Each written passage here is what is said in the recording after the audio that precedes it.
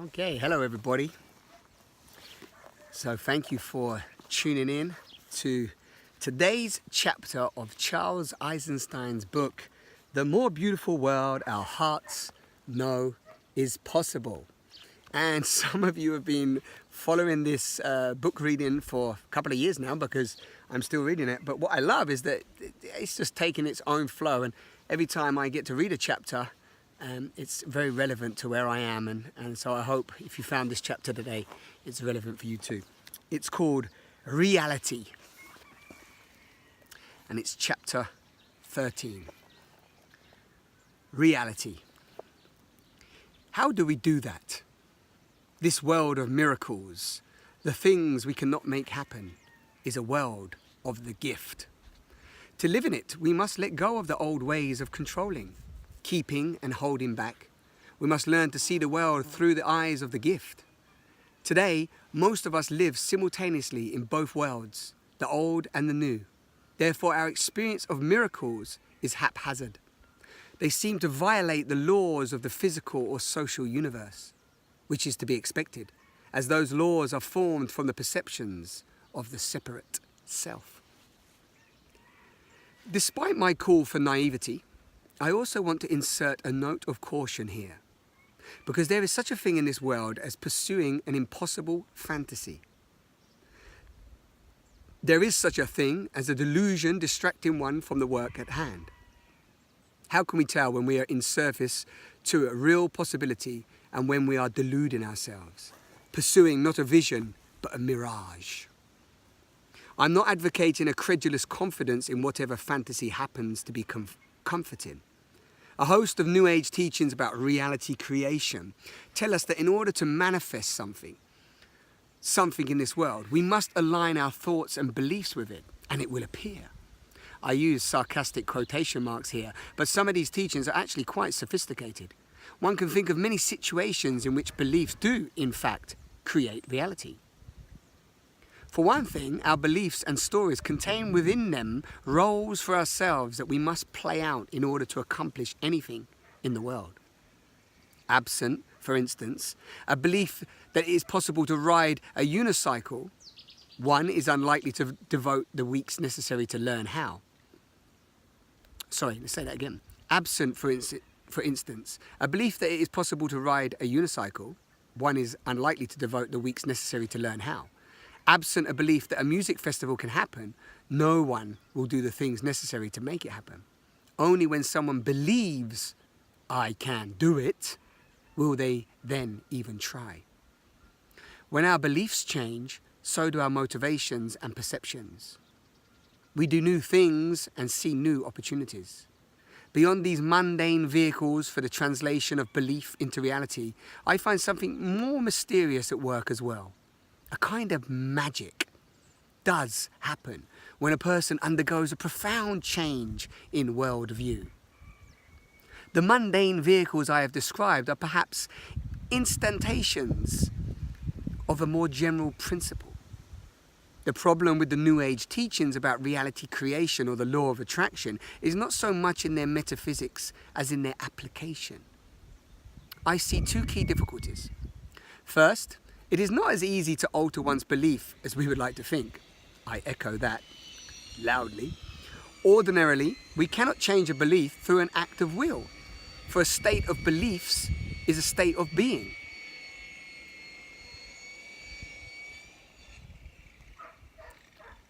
A belief isn't just a vapor in the brain. If you have, like me, tried to change your limiting beliefs through affirmations and so forth, you might have noticed that even as you repeated to yourself, I now experience complete financial abundance, or every day in every way life is getting better and better, or a part of you is thinking, yeah, right, I'll believe it when the results come in. When the results do not, in fact, come in, you might discard the whole reality creation program as a lot of old New Age hooey. But really, you have neither proven nor disproven the basic principle. Because you were entertaining a fake belief, or at best a conflicted belief. Part of you may have believed it, but did it really feel true? Did it really feel possible?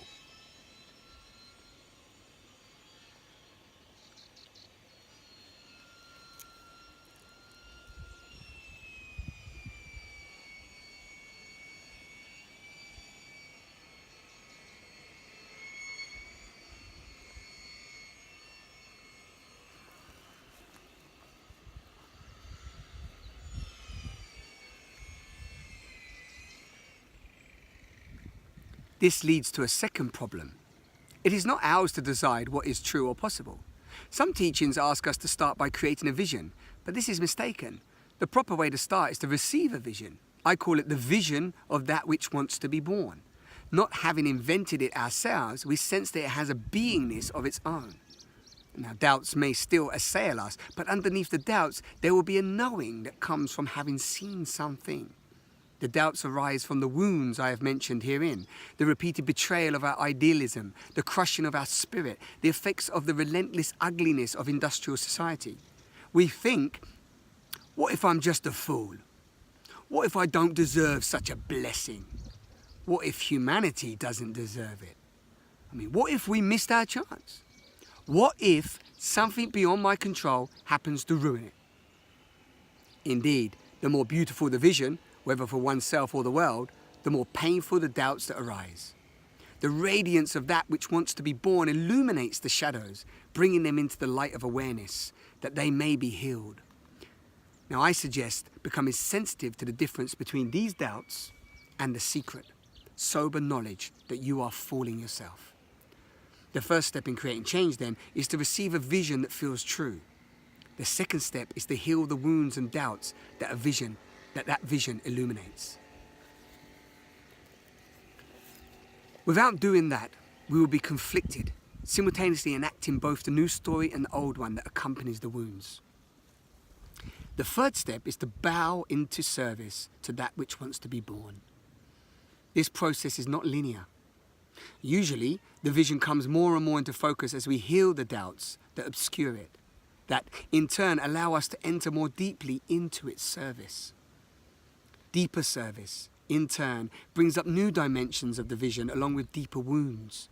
The path of service is a path of self-realization. When we are in service to something that is real, when we speak of it, our words have power. Others can feel its reality too. That is why some people have the seemingly magical ability to speak things into existence.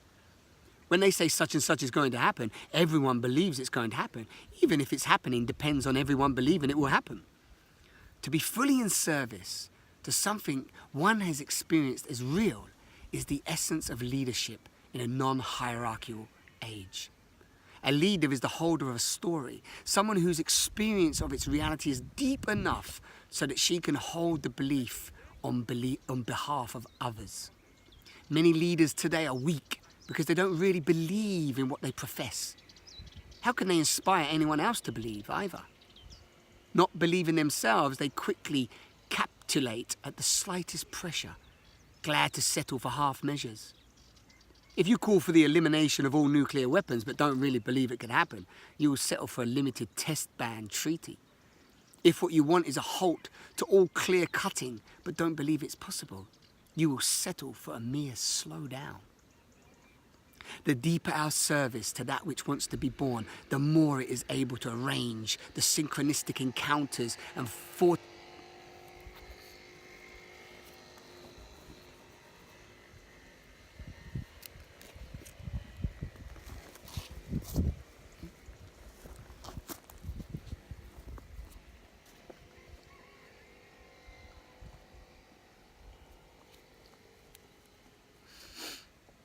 The deeper our service to that which wants to be born, the more it is able to arrange the synchronistic encounters and fortuitous events that allow us to accomplish that which lies beyond our understanding of cause and effect.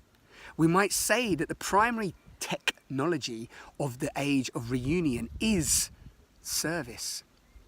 We offer our time, energy, skills, and lives as gifts, stepping into trust, letting go of the habit of looking first and foremost after oneself. Only then can we fully align with the vision. Now, from that alignment, a tremendous force is born.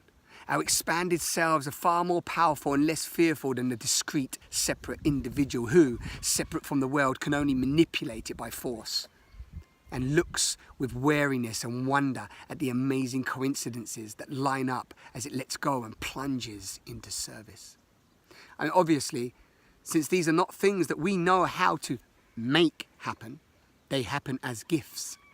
confirming the universal principle of the gift, that giving and receiving always comes into balance in the end. Woo! That giving and receiving always come into balance in the end. This whole process of co-creating change starts not with faith, but with honesty. Woo! Transparency. We must first catch a glimpse of something that we recognize as real. One kind of honesty is to recognize our delusions and see what is in front of our faces. Now, this can be painful. It has been humiliating to admit. I didn't really believe that we've been working on... This can be painful. It has been humiliating to admit. I didn't really believe what we've been working on is possible. All along, I was doing it to belong, to appear virtuous to myself and others, and simply to stave off despair. But there is another application of honesty that is braver still. To believe in a true vision that contradicts the consensus view of what is possible or worthwhile. It takes more courage to believe what we know is true than to disbelieve what we know is false.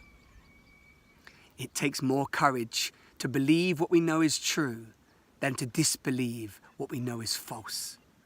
For the visionary, that knowledge is in the beginning, a lonely knowledge surrounded by a welter of doubt, both within and without. To trust a moment of clarity and carry it forward, to translate it into belief and act from it amid all the voices that say it is crazy or impossible, is no trivial matter.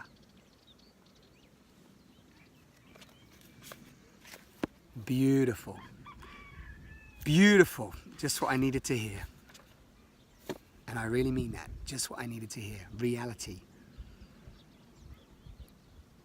So, if you're reading and listening to this book, do you truly feel?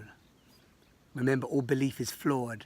Do you truly feel that this more beautiful world our hearts know is possible, is here and now? Do you truly feel it? Can you live it? Can you be it? Can you embody it? Can you breathe it? That's the invitation that I take from this, and I shall continue on this path. What some would call the pathless path, the path less travelled, whatever term you want to call it. It feels good.